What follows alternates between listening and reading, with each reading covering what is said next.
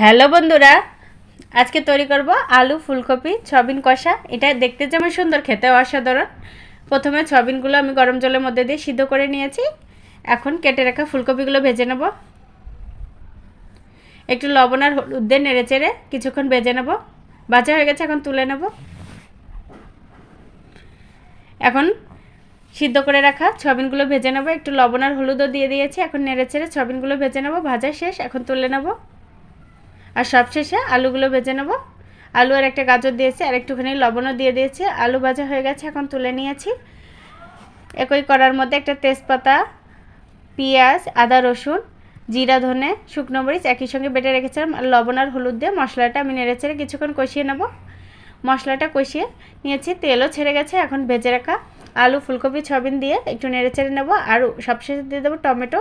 টমেটোটা একটু পরে দিলে তাহলে একটু গোটা গোটা থাকবে, ভাতের সঙ্গে মাখিয়ে খেতে দারুণ লাগবে। আর দিয়ে দিলাম দুটি রসুন। রসুনগুলো গোটা গোটাই থাকবে। এখন জল দিয়ে দিয়েছি, ঝোলে কিন্তু জাল উঠে গেছে বেশ খানিকক্ষণ। এখন দিয়ে দিলাম কয়েকটা কাঁচামরিচ। সবশেষে দিয়ে দেবো গরম মশলা। রান্নাটা কিন্তু একদম হয়ে গেছে, এখন আমি নামিয়ে নেব। দেখুন বন্ধুরা, কত সুন্দর একটা কালার চলে এসেছে। এখন পরিবেশনের জন্য একটা প্লেটের মধ্যে সাজিয়ে নিয়েছি।